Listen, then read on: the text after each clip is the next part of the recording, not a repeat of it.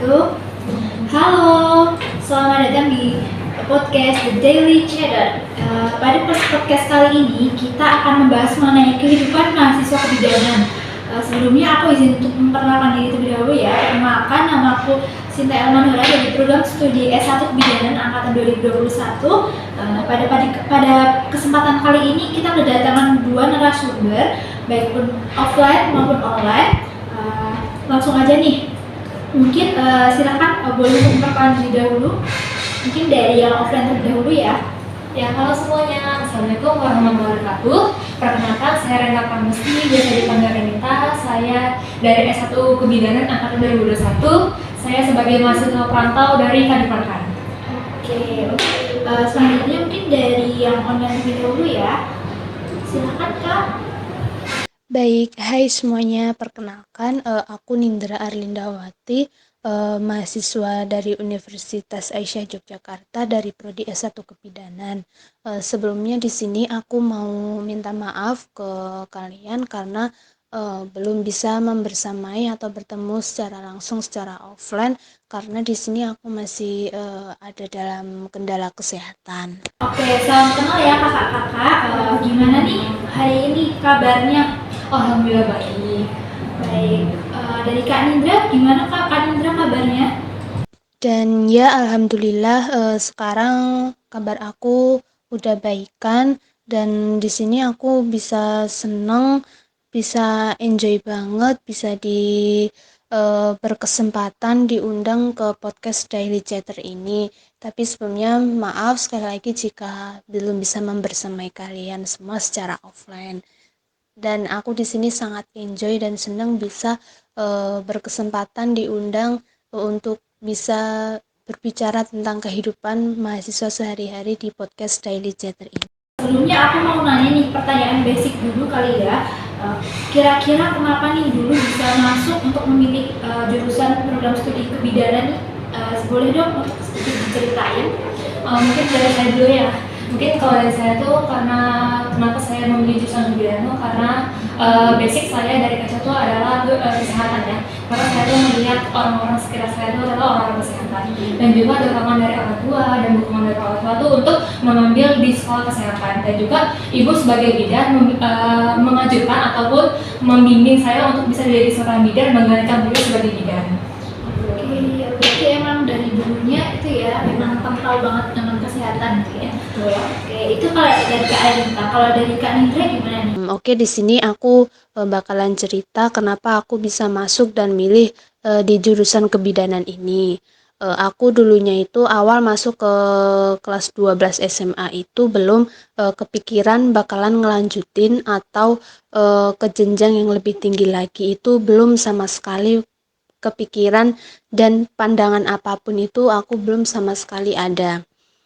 Tapi karena dulu aku itu kepikiran dan suka banget masuk ke Polwan, karena aku juga dari SMA udah belajar bagaimana cara masuk Polwan, sampai aku sendiri pun sudah sering latihan binsik bareng sama teman dekat aku sejak dari SMP. Tetapi akhir aku SMA mau lulusan itu aku disuruh berhenti belajar dari binsik buat masuk Polwan itu dan malah disuruh untuk masuk ke jurusan kebidanan kesehatan ini, yang dimana aku itu sendiri di kebidanan belum tertarik masuk di dunia kebidanan kesehatan itu sendiri. Tapi di sini aku dulu posisinya tetap dipaksa sama orang tua aku sama keluarga aku yang lain untuk bisa masuk ke jurusan kebidanan ini. Dulu dari awal di sini aku bimbang dan sedih, bingung kayak harus gimana gitu nanti aku ke depannya bisa ngejalanin masuk di jurusan kebidanan ini. Dan dari setelah itu setelah lama aku berpikir bagaimana aku harus memilih, dan ya akhirnya dengan hati yang belum mantap, masih bimbang, masih ragu, aku tetap memutuskan untuk memilih dan mengambil masuk ke jurusan kebidanan dan memilih di Universitas Aisyah Yogyakarta ini. Meskipun dulu aku masuk di kebidanan ini dengan hati yang belum mantap, it's okay. Aku berusaha untuk meyakinkan diriku sendiri ini dengan tetap dengan rasa percaya bahwa semoga dengan apa yang aku putuskan dan apa yang aku ambil ini bisa menjadi pilihan yang terbaik untuk aku ke depannya. Begitu. Oke, keren-keren ya. Terus aku juga mau nanya nih, penasaran banget ini apa namanya kalau terus waktu kalian adaptasi ke dunia perkuliahan itu gimana, kan dulunya mesti dari SMA atau SMK ya? Kalau dari saya sih, menurut saya kan masing-masing mahasiswa itu kan masing-masing orang tuh memiliki daya adaptasi dan juga penyesuaian diri yang berbeda-beda ya. Apalagi status baru sebagai mahasiswa, kita tuh membawa tuntutan besar untuk bisa beradaptasi terhadap akademik dan juga moral. Kita tuh sebagai mahasiswa tuh dituntut untuk bisa mencapai target akademik dan juga non akademik. Dan juga sebagai mahasiswa tuh dituntut untuk bisa mengatur waktu dengan baik dan mengikuti dunia perkuliahan yang juga padat ya. Dan juga kita sebagai mahasiswa itu dituntut untuk bisa menguatkan potensi kita baik hard skill maupun soft skill. Oke, makasih Kak Renita. Mungkin dari Kak Nindra gimana? Oke, kalau menurut aku pribadi sendiri ya, untuk adaptasi di dunia perkuliahan ini, apalagi zaman sekarang ya, itu tuh lumayan sulit ya. Meskipun kita sendiri juga pasti mengalami ya setiap memasuki dunia perkuliahan itu sendiri, yang dimana kita awal masuk dunia kuliah itu bakal kaget, bakal wow, itu tuh udah jadi kebiasaan setiap orang setiap masuk ke dunia perkuliahan itu sendiri. Karena setiap masuk di dunia kuliah itu pasti kita bakal bertemu dengan orang-orang yang mulai dari beda kota, beda bahasa, atau cara ngomongnya itu sendiri. Dan kita ini harus bisa benar-benar memilih teman yang emang saling bisa menguatkan, saling percaya, saling mendukung satu sama lain. Karena semisal kita salah memilih arah pertemanan, yang bakal rugi itu diri kita sendiri.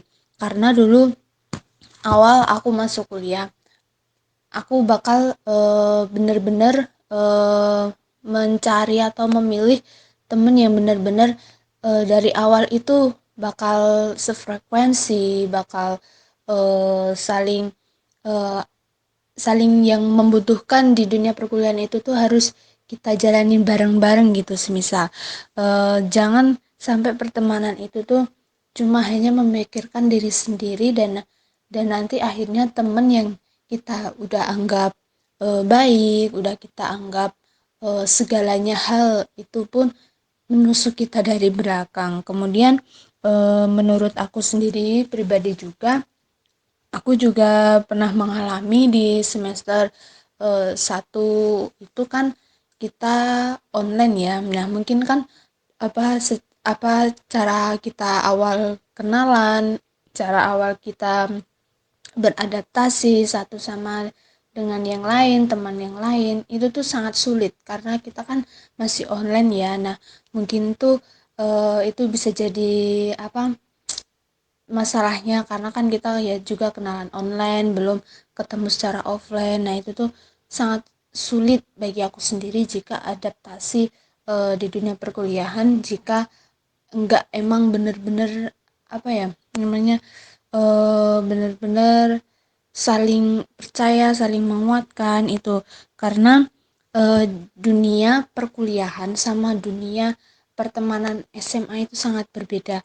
Karena di dunia pertemanan SMA kita bakal masih merasakan yang namanya tuh nggak sakit hati, nggak enak nggak terlalu mikirin. Karena kan kalau teman SMA kan kita bisa cuma di daerah kita sendiri terdekat. Kalau semisal di dunia perkuliahan itu kan kita juga harus tahu ya sifat dari teman-teman kita sendiri yang yang udah tahu dari beda kota, dari beda bahasa, cara ngomongnya, cara kadang perilakunya itu kan mesti beda-beda ya. Jadi kalau menurut aku itu teman di dunia SMA sama dunia adaptasi perkuliahan itu sangat beda sekali. Apa statementnya itu sangat beda sekali cara kita bisa menyesuaikan diri eh, bisa menyesuaikan diri secara benar-benar kita harus memposisikan kita sebagai teman yang emang itu yang aku tadi bilang, yang saling menguatkan, saling percaya, apapun itu kita harus saling mendukung, karena adaptasi kuliah itu sangat sangat sulit dan sangat-sangat berbeda sekali, apalagi kita udah memasuki zaman sekarang ya, zaman Zen Get gitu ya. Apalagi kita jika kalau ada masalah pasti kita saling itu tahu sendirilah ya, masalah-masalah anak muda zaman sekarang kalau ada masalah apa-apa pasti bisa digituin. Tapi kalau semisal kita bisa berpikir secara lebih dewasa lagi tentang adaptasi dunia perkuliahan ini, sama tentang adaptasi pertemanan, kita pasti bakal bisa milih jalan yang terbaik buat kita sendiri ke depannya, dan bisa memilih teman yang benar-benar bisa saling meyakinkan satu sama lain. Wah, iya ya, pasti dari setiap proses itu pasti ada adaptasinya. Terus aku juga mau nanya nih, kan Kak Renita itu dari Kalimantan ya. Aku penasaran banget, jadi dulu pertama kali ke Jogja itu ngerasain nggak sih adanya culture shock gitu, kayak kok kayak beda gitu dari daerahku gitu. Ya pastinya ada culture shock ataupun perbedaan-perbedaan yang saya rasakan, apalagi pas awal-awal mulai pindah ke sini ya, mulai dari makanan, budaya, dan juga bahasa. Ditambah lagi keadaan keluarga dan juga orang tua yang jauh di kampung halaman, juga hubungan interpersonal dengan orang baru yang harus dibangun, terus cara mengatur manajemen keuangan, terus juga mengatur prioritas hidup. Beberapa culture shock tersebut sempat mempengaruhi kehidupan sosial saya selama awal-awal perkuliahan di Jogja. Oke, pasti akan ada culture shocknya banget ya, apalagi beda banget dari Kalimantan ke Jogja, dari Kalimantan ke Jawa itu beda banget. Terus kalau Kak Nindra kan juga sama-sama Jawa ya, jadi kurang lebih sama ya. Terus aku juga mau nanya, kalau misal dulu kan berarti masuknya pas awal pandemi ya, berarti kan sempat online. Ada nggak sih ngerasa kayak ada perbedaannya antara perkuliahan online dan juga offline? Mungkin dari Kak Nindra dulu. Kalau untuk saya sih pasti ada perbedaan antara kuliah offline dan kuliah online. Menurut saya kalau kuliah online itu lebih banyak adaptasi atau perubahan, terutama di teknis pembelajarannya. Jadi selama pembelajaran itu lebih mengutamakan penggunaan teknologi. Menurut saya kalau kuliah offline itu lebih berkualitas, dikarenakan kalau kuliah offline itu saya tuh lebih bisa fokus terhadap penyerapan ilmu maupun baik dari teori maupun praktikum, dan juga saat berdiskusi itu kalau kuliah offline itu lebih konsentrasi karena tidak ada distract tertentu. Saya juga sebagai mahasiswa perantau lebih senang bertemu langsung dengan teman-teman baik dari Jogja maupun dari luar Jogja. Oke, jadi pasti ngerasa ada perbedaannya banget ya. Oke, nah aku juga mau nanya nih tentang kehidupan mahasiswa kebidanan, khususnya di Universitas Aisyah Yogyakarta. Itu sebenarnya ngapain aja sih kuliah kebidanan di Unisai Yogyakarta itu? Jadi kan memang setiap mahasiswa itu memiliki kehidupan yang berbeda-beda ya. Tapi kalau mahasiswa kebidanan itu sama seperti mahasiswa pada umumnya, seperti memiliki jadwal yang padat. Terutama kalau kita kan ada jadwal praktikumnya juga. Jadi kita juga tuh kehidupan kita tuh juga disuruh atau dituntut untuk bisa berpikir kritis dan juga belajar mandiri. Kita tuh sebagai mahasiswa tuh dituntut untuk bisa mengatur waktu dengan baik, dan juga sebagai mahasiswa tuh bisa aktif dan kreatif dan juga berprestasi di bidang akademik maupun non akademik. Sangat sibuk sekali ya, baik jadwal praktikum ataupun teori. Terus aku mau nanya, gimana nih kakak-kakak ini cara bagi waktunya dengan padatnya jadwal perkuliahan? Kalau untuk mahasiswa ya, kebanyakan mahasiswa itu kan tidak tahu dengan benar jadwal sehari-harinya. Jadi saat ada waktu yang renggang, saat ada waktu kosong itu sering tidak digunakan dengan baik. Menurut saya hal yang penting dilakukan oleh mahasiswa untuk mengatur waktu itu dengan membuat catatan jadwal kegiatan, apalagi jadwal teori dan juga praktikum dalam setiap minggunya. Dan hal tersebut kita tuh sebagai mahasiswa tuh bisa menentukan mana sih jadwal yang padat dan juga jadwal yang renggang, sehingga waktu tersebut bisa digunakan dengan baik untuk kegiatan lainnya. Betul banget, kan harus pintar-pintar bagi waktu ya kita ya sebagai mahasiswa. Nah tadi kan udah ngejelasin tentang gimana tuh caranya bagi waktu ala-ala mahasiswa kesehatan. Terus aku juga penasaran banget gimana sih tips and tricks belajar kalian khususnya untuk mahasiswa kesehatan bidan itu sendiri. Jadi kan tugas kita sebagai mahasiswa itu kan belajar. Selain harus belajar materi-materi baru, kita tuh sebagai mahasiswa tuh harus tetap juga mampu mengatur waktu dengan baik agar tidak terjebak pada deadline yang ketat. Jadi kita tuh sebagai mahasiswa tuh harus menentukan skala prioritas kita tuh apa. Jika prioritas kita adalah tugas, maka kita harus memfokuskan pada tugas-tugas yang terlebih penting terlebih dahulu. Misalnya tugas hari ini tugasnya apa, berarti kita harus mengerjakan tugas tersebut agar tugas tersebut tuh tidak tertinggal. Oke, berarti setiap mahasiswa punya tips and triknya sendiri ya, karena model belajarnya setiap mahasiswa itu juga beda-beda. Oke, lalu setiap perkuliahan kan pasti ngerasain ada suka dan dukanya ya, apalagi untuk mahasiswa kesehatan itu sendiri. Jadi menurut kakak-kakak ini suka dan duka perkuliahan itu sendiri seperti apa?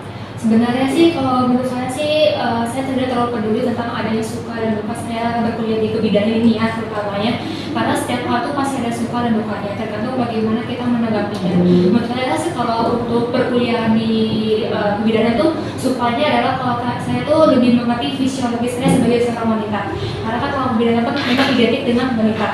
Kalau untuk dukanya mungkin banyak orang menganggap tuh bahwa kebidanan adalah profesi yang nanggung karena tidak setara dengan kedokteran. Jadi banyak menganggap tuh bahwa kebidanan itu adalah kerah gitu ataupun sangat nanggung. Oke, betul banget. Aku juga ngerasain sih suka duka itu selama di perkuliahan khususnya di kebidanan ini. Mungkin dari Kak Anita atau Kak Nindra ada nggak sih closing statement untuk teman-teman shader online ini? Dari saya ya, saya ingin menyampaikan closing statement saya bagi mahasiswa dari luar Jogja, terutama bagi mahasiswa rantau seperti saya ya. Saya ingin mengatakan selamat datang di chapter kehidupan yang baru, keluar dari zona nyamanmu, ini adalah petualangan baru bagimu. Orang tuamu menginginkanmu untuk sukses, tapi ingat, orang tuamu pasti mengkhawatirkan kesehatanmu dan merindukanmu. Jangan lupa pulang dan mengabdikanlah pendidikan dan keterampilanmu di kota kelahiranmu. Keren. Makasih Kak Anita. Mungkin kalau dari Kak Nindra ada closing statement nggak? Baik, untuk closing statement dari aku ini ada sedikit kata-kata yang bisa untuk penyemangat diri kalian ataupun diri kita sendiri untuk yang sedang menghadapi dunia perkuliahan saat ini. Yang dimana selesaikan pendidikanmu bagaimanapun keadaannya, hatimu boleh patah, matamu boleh basah, kalau lelah istirahat, kalau lagi stres ibadahnya ditingkatkan lagi. Satu yang harus diingat, jangan pernah menyerah, orang tua kita menunggu kelulusan kita. Dan ingat, orang pintar belum tentu sukses, tapi orang yang mau bakalan bisa untuk selalu menggapainya. Orang yang mau berusahalah yang akan bisa mendapatkannya. Jangan menyerah sama progres yang udah sejauh ini kalian lakukan. Be proud of yourself guys. Hug yourself and say thanks. Wah, terima kasih banyak nih atas waktunya ya, nggak kerasa udah di penghujung waktu nih. Terima kasih banyak udah mau berbagi cerita dan juga pengalamannya. Semoga lancar-lancar kuliah dan skripsiannya. Udah mau skripsian kan ya? Alhamdulillah sudah. Oke, lancar-lancar ya. Oke teman-teman shader, juga semangat ya. Nggak ada yang tahu nanti jalan kita di masa depan seperti apa, tapi paling nggak kita berusaha yang terbaik di masa sekarang untuk masa depan nanti. Sekian dari aku, see you. Jangan lupa like, comment, dan subscribe.